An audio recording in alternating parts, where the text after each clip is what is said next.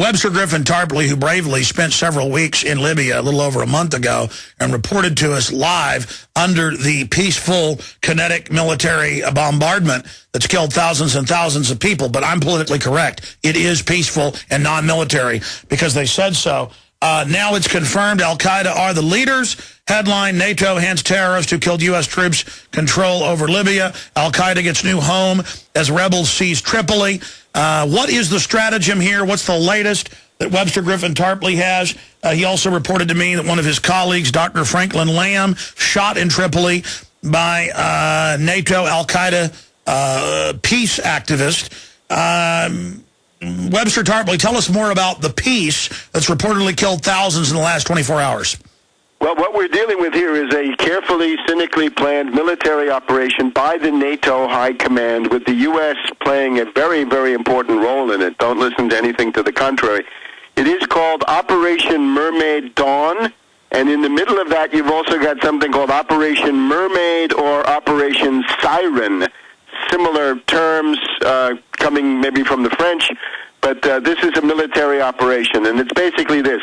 They're facing the mid-September deadline when the United Nations Security Council resolution runs out.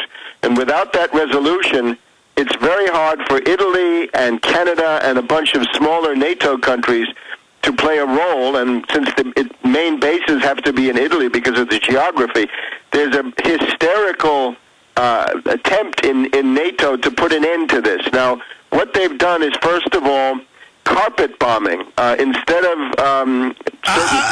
thought crime, love bombing. Yeah, right. Carpet bombing of civilians, no concern for civilian casualties, just a mad dash to get it all over with. So very, very heavy bombing of Tripoli and of the approaches to Tripoli in the past week or so. And in addition, a very aggressive use of these Apache helicopters with a lot of strafing of civilians with machine guns, especially, and some rockets. And this is accounted for something upwards of 1,300 dead civilians in the past 48 hours, let's say. 1,300 dead as of yesterday, and then many more overnight. So this is the protection of civilians under the UN Security Council resolution. So carpet bombing, Apache helicopters, that accounts for the rapid progress of the rebels. Now, the other thing that accounts for it is amphibious landings. All reports now agree that smaller landing craft as well as larger NATO warships cruised up very close to the coast there, to the port of Tripoli on the Mediterranean, and landed these death squads, these terror teams of al-Qaeda killers who had been shipped in from Benghazi and Tobruk and Derna and places like this. So this, I think... Webster's, look, we're pro-America here on this show, so don't criticize the valiant al-Qaeda forces. Right. By the way, they're banning first responders from the 9/11 remembrance event. So the 9/11 responders are bad, al-Qaeda's good. I'm going to have you apologize for talking bad about al-Qaeda, or we're going to have to let you go. Okay. So this, I think, accounts for this. It's what you call in warfare a coup de main. In other words, they've taken some key parts of the city. However, the reports I'm getting, and these come from Franklin Lamb that you mentioned, wounded though he is, he continues to report. Lizzie Phelan, who has been in the Rixos Hotel, and Darius Mahdi Nazem Rawaya. You can see a lot of this on Russia Today. They continued to report during the night, and especially Franklin Lamb is up in a high-rise hotel, and he can see the approaches coming into Tripoli from the west.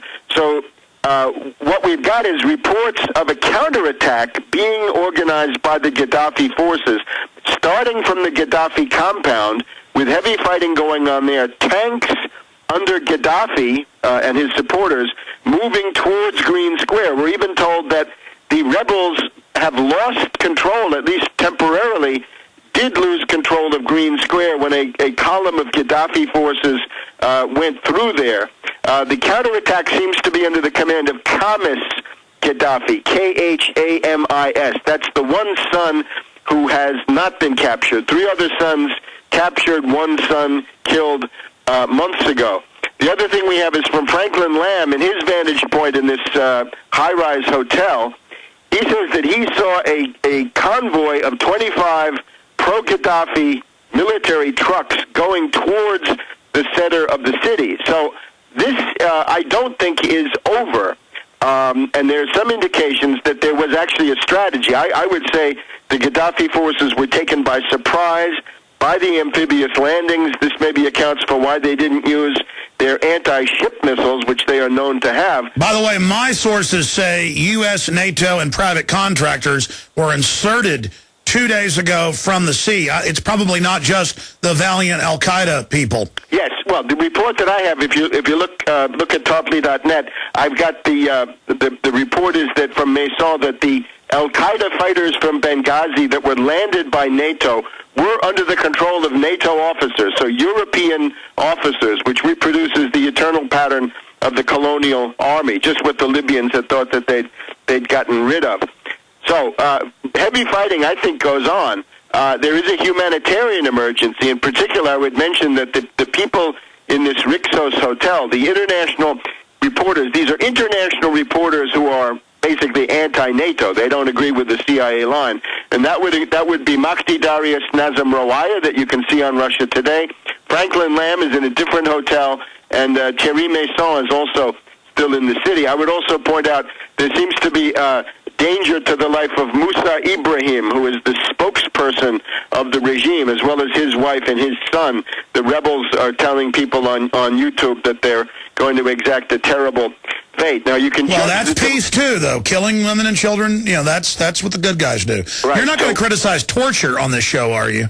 I think we can simply, if you want to start. Take a case study of the human rights record of these Benghazi rebels. See what happens to Musa Ibrahim and his family. That will tell you everything. Now, in terms of what's going to happen now, Gaddafi, if Gaddafi can maintain some kind of a position in the capital or nearby, that's a very different scenario from what the television is telling you.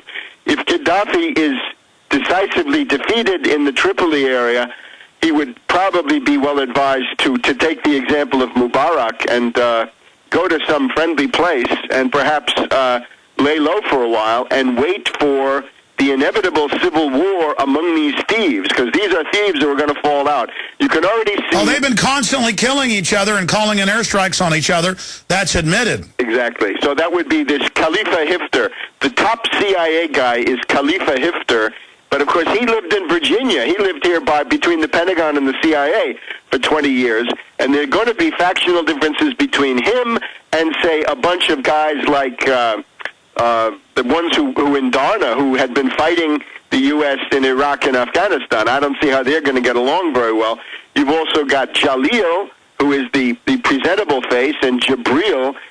These people have really no mass support. They're there to have a presentable face that they can send to the United Nations and so forth. So I would expect a bloody civil war to break out among the rebel factions quite soon. And especially, we've got this 70-page report of what the occupation is going to look like. The occupation calls for tens of thousands of troops from the United Arab Emiratis. Now, those guys are royalists. They're reactionaries in all of their social policies, whereas Gaddafi is one of the most progressive, socially oriented people, right? All the oil money was used, or to a large extent, for health care. So they're going to send in foreigners to help make sure all the money is stolen. And to enforce privatization, deregulation, the race to the bottom, the usual IMF shock therapy agenda. But if the foreign troops come in, even if they're so-called Arabs from the United Arab Emirates, or even worse, Qatar,